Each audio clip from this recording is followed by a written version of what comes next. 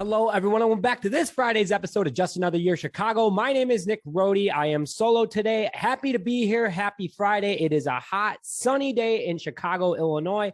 Wherever you're calling in from, the weather is great. The vibes are great because training camp starts next week on the 27th, private practice to start things off. We are very excited about it. And the 28th is that's when fans can start going to Halas Hall to watch players practice for the first week of training camp.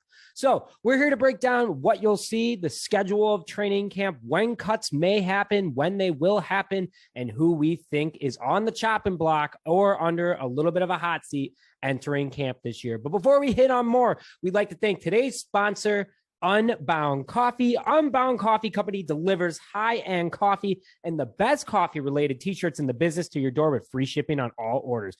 And the best part is, for every item sold, Unbound Coffee Company sends $2 to any charity or nonprofit of your choice. Unbound donates locally and nationwide. Select your cause at checkout and use code JAYSHY for 15% off your first order, or sign up with a subscription and save an additional 10% off your next order and donate to your favorite charity or nonprofit today. That's 25% off your first order. If you do that, go to www.unboundcoffeecompany.com. Link is in the description. Start living unbound today. So let's kick things off. Training camp. What's it going to look like next week, starting on the 27th, on the 28th, when fans come in, when you can go in, when you have to leave, and what time practice is going to be, because the practice times are a little random. I'm not going to lie, but I kind of like it because it keeps things like, whoa, why this certain time? I have no idea. I just think it's cool. But let's start off with the July schedule. So again, July 27th, next week, it's going to be a private practice for the Chicago Bears. Kind of kick things off, get everyone to know each other a little bit, set expectations, maybe say a couple things you don't want to say in front of reporters or fans. And then the 28th through the 30th, bam, you got the Chicago Bears Nation going to Halas Hall and watching the Bears practice for the 2022-2023 NFL season.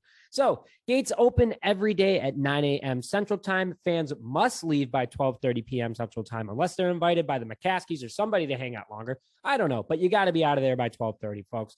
They all end at super random times. So the 28th is from 10 a.m. to 11:34 a.m. The 29th is from 10 a.m. to 11:45 a.m. That one's not so random. And then the 30th is 10 a.m. to 11:47 a.m. all Central Time, because it is in Lake Forest, Illinois. Very random, but first 3 days with fans going to be pretty exciting. You're not going to, and if I were a fan, you're not going to see anything crazy the first couple days. You're going to see guys going through the motions, still learning the playbook, making sure that they're stretched, their bodies are getting used to playing at an NFL level again. You know, these guys have been off for a while. Bears didn't make the playoffs last year, unfortunately, so they definitely took some time off. There was OTAs, but again, nothing too crazy. This is when things are going to start getting good for the Bears.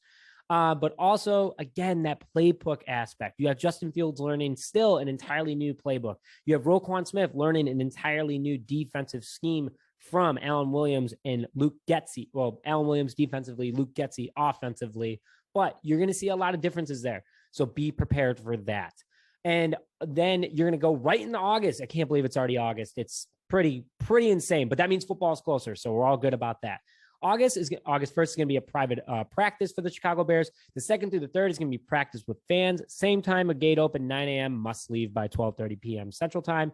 They end again, super random times. On the 2nd, 10 a.m. to 11:51 a.m. And then 10 a.m. on the 3rd, 10 a.m. to 11:49 a.m. Central Time. So a little interesting there, but that's when things are going to start turning up. That's when you're going to start seeing guys, they're loosening up. Guys have been going through a week of practice now of the playbook. They're starting to get it. Things are going to start looking a little bit more exciting. But also, guys are going to be fighting for roster spots. You can't take every single guy to 53-man roster week 1 against the San Francisco 49ers at Soldier Field, and there's well over 53 guys. So a lot of guys are going to get cut, but it's going to get exciting for those fans that are attending the 2nd and the 3rd. The 5th is back with fans, and then the 6th is another private practice, and then the 7th is fans. This is where you're going to see it get dialed up another notch. You're going to expect this day to really turn up 1 week out from the first game. Guys who know they're hanging on by a thread will be going all out to make an impression for Coach Matt Eberflus and his staff.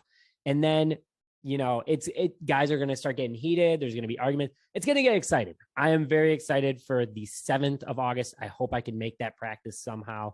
I believe that's a Friday. Oh no, that's a Sunday. I will not be making that practice, but that's okay. No need to worry about that. But anyway, so let's go to the 9th. That's Family Fest. That is held at Soldier Field. Super excited about that. Bring the family down to Soldier Field, watch the Bears practice at their home stadium. And it's the middle of summer in Chicago. What else do you want? It's summer. Got to go out there. Got to go watch the Bears. You're also going to start seeing guys start to get cut after this major practice or a little bit before. So you're going to start slowly seeing that bottleneck of when, okay, this is when the big cut's going to come. And then bam, you're going to have your roster in the next couple of weeks. So stay tuned for that. Family Fest is on August 9th at Soldier Field. And then the 10th through 11th, those are also practices with fans back at Halas Hall in Lake Forest, Illinois. Gates open at 9 a.m. Got to leave by 12:30. Both days end at 11:38 a.m. So they're starting to end a little bit earlier because guess what's coming up on August 13th? Preseason opener at Soldier Field against the Chiefs. Make sure you go and get your tickets on whatever respected site that you're getting tickets on. We don't sponsor any of them, so we're not going to say anything, but I use StubHub. Just putting that out there. I think it's a great platform. But anyway, so against the Chiefs at home, only home preseason game this year, unfortunately. And then after that game on the 15th, back at Halas Hall for fans, 16th, private practice. 18th, heading to Seattle to play in Seattle Thursday Night Football. That's pretty darn cool for preseason. I know I'll be enjoying that. And then the final practice of training camp for that fans can attend is August 20th at Halas Hall. Tickets were on sale still. I don't know if they're still available. Twitter, there's been some generous people saying, hey, I'm giving them away. I want Bears fans to go and enjoy it. Go enjoy it. Go have fun. It's a great experience. I actually work very close to Halas Hall. I wish I worked at Halas Hall, but I don't. I work close enough to it. So you might see me there on my lunch break, or, I might take an early lunch and try to go get the last 30 minutes of practice. So stay tuned for that. But go and enjoy. Hope you guys, those who are going, are going to have a lot of fun. And if you have an extra ticket, make sure you hit me on my Twitter, Chicago Nick, Chicago NIC, and stay tuned. And I would love to join you in watching the Bears. So topic number 2 of today, the cuts, kind of hit on it before. This one's not too long, is that the cuts could begin the first hour of camp. Some guy said something to coach, get out of here. What are you doing? Who are you? Like who? But a lot will happen right before the first game. That's when you're going to start seeing a cut or two. Like, guys, I'm not even going to waste your time. Sorry. Good luck elsewhere. After that first game, you're probably going to see 5, 6, 7, maybe even 10 guys cut. It's just how it goes, folks.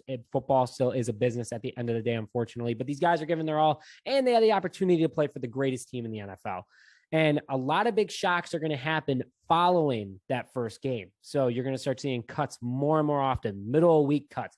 After games, that's when you usually see the most amount of cuts, but it's going to be becoming more frequent during the week. So just want to put that out there. But quickly, just want to say, who's got a lot to prove out of the gate for the Chicago Bears? The people that are not getting, or everyone can get cut, but the people that are really not likely to get cut and be on this roster, but have a lot to prove, is number 1 offensive tackle Tevin Jenkins. He's fighting for that starting roster spot at right tackle with rookie Braxton Jones, who also has a lot to prove. Because Tevin Jenkins, he thought it was a lot of us thought it was a lock. I thought it was a lock for Tevin Jenkins. And I hope that he does well, and I hope he does get playing time. Whether that's as a starter or a rotation guy, I don't know. But I know that Tevin Jenkins, for a fact, has been working very hard, and he has a lot to prove at camp because he has been mainly running with the 2s this entire offseason so far.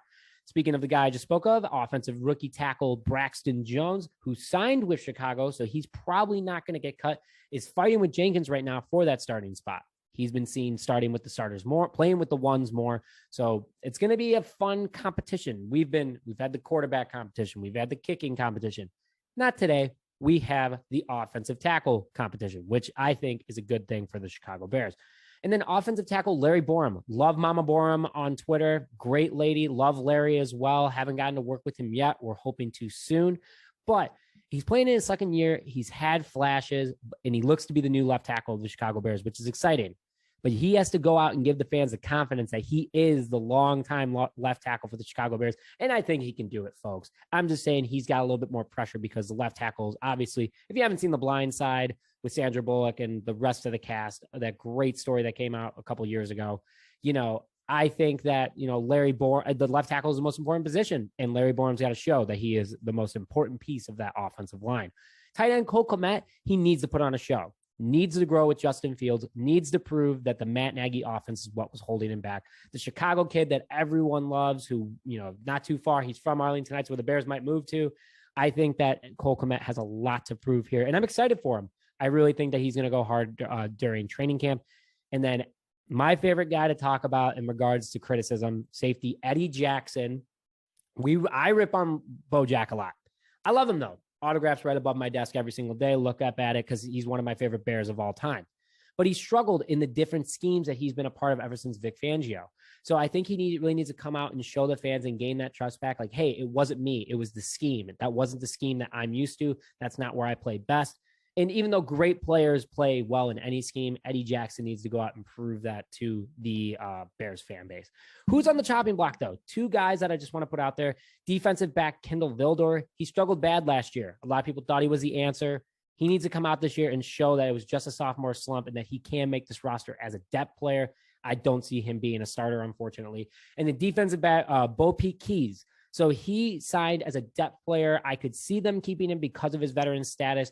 But again, there's a lot of defensive backs on this roster now, thanks to the draft and undrafted rookie free agents. I think the Bears are going to have to, start making cuts early, especially in that group. And I think that he definitely knows that there's a little bit of a hot seat under him. Veteran, might not a big name. But again, I'm wishing all these guys the best. I wish everyone could make the roster, but that's not how football works, folks. So with that, thank you for joining this Friday's episode of Just Another Year Chicago. Very excited that training camp's kicking off because that means we're going to have a whole boatload of Bears content coming out for the rest of the year. So stay tuned for that. But with that, thank you very much for joining this episode of Just Another Year Chicago. My name is Nick Rohde. Have a great weekend, Bears Nation, and we'll see you next week during training camp.